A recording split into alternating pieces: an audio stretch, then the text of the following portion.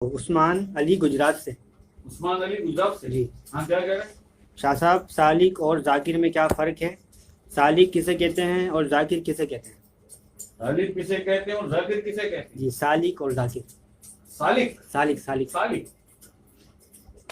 اچھا جی، بات یہ ہے کہ سالک تو اسے کہتے ہیں بھائی جو اللہ کی تجلی اس پہ آئی. دو طرح کے سالک ہیں نا.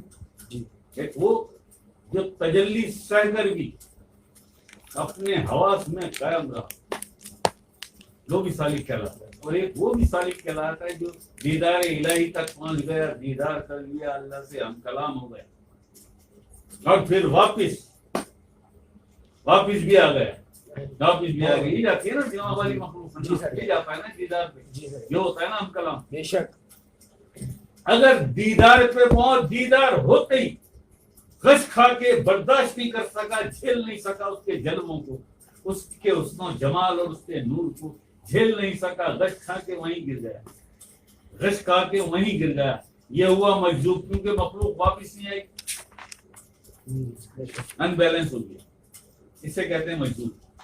اور جو دیدار اور کلام کے بعد روح واپس آ گئی اور پھر اپنی جگہ پہ، تو اسے کہتے ہیں سالک.